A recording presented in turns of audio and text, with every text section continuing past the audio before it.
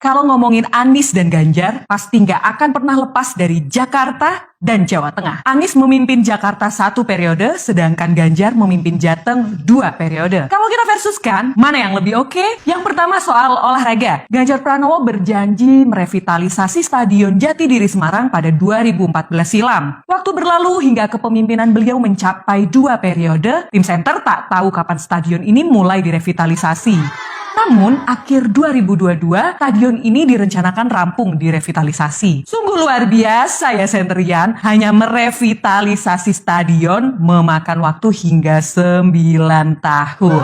Bahkan warganet sampai ramai membandingkan stadion ini dengan pembangunan JIS. Ya, jelas beda lah ya, mohon maaf.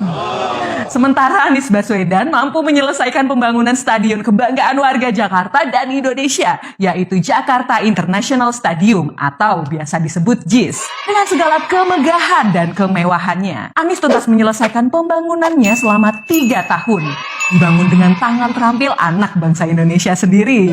Nggak dikit-dikit impor tenaga kerja asing. Badai pandemi tak membuat pembangunan stadion ini terhenti karena banyak anggaran dialihkan ke penanganan COVID. Pemprov DKI akhirnya melakukan pinjaman dana PEN atau pemulihan ekonomi nasional dari pemerintah pusat. Dana tersebut memang disediakan pemerintah pusat kepada seluruh daerah agar pembangunan tetap jalan, ekonomi tetap bergerak. Ya, nanti tetap akan dibalikin kok dengan APBD Jakarta pastinya. Nggak cuma stadion JIS, Anies juga membuat lapangan Ingub gratis yang berstandar FIFA di 5 wilayah DKI Jakarta. Dan Anies merevitalisasi pusat olahraga pelajar atau PPOP Ragunan biar semakin kelas. Kinerja Ganjar yang kedua, masih ada 4,5 juta penduduk Jawa Tengah belum masuk program JKN atau Jaminan Kesehatan Nasional. Waduh, Pak Ganjar, kemana aja sih? Udah hampir 10 tahun loh, Pak. Sibuk lari-lari terus nih kayaknya. 10 tahun memimpin Jateng baru sekitar 87%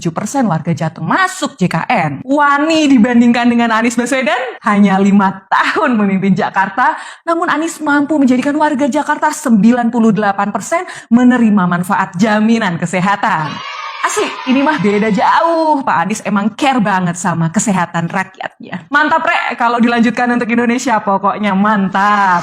Dalam sebuah laman media yang dimuat pada 8 Juni 2023, Ganjar Pranowo siap memimpin Indonesia dengan mengentaskan kemiskinan di Indonesia dan berantas korupsi jika menjadi presiden.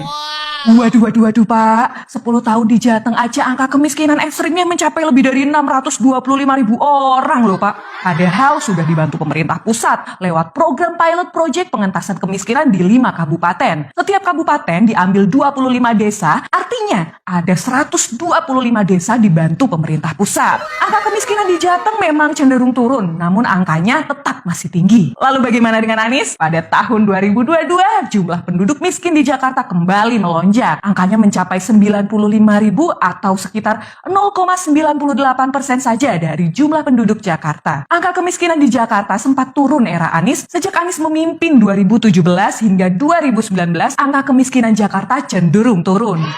Soal penanganan banjir, Ganjar Pranowo rupanya belum berbuat banyak untuk warga Jateng. Banjir rob kian parah. Banyak lokasi banjir baru, bahkan hingga berbulan-bulan yang menyebabkan gagal panen. Giant Seawall yang dijanjikan dari 2014 tidak kunjung dibuat juga oleh Ganjar. Kalau orang Jateng bilang sekarang banyak water park di sana. Sementara Anies Baswedan membuat sumur resapan yang juga akan ditiru di Semarang dan IKN loh. Bahkan Anies membuat parkir air di taman dan ruang limpah sungai, sehingga air yang dulu parkir di Bundaran HI dan Istana Negara dapat dipindahkan di taman-taman dan ruang biru.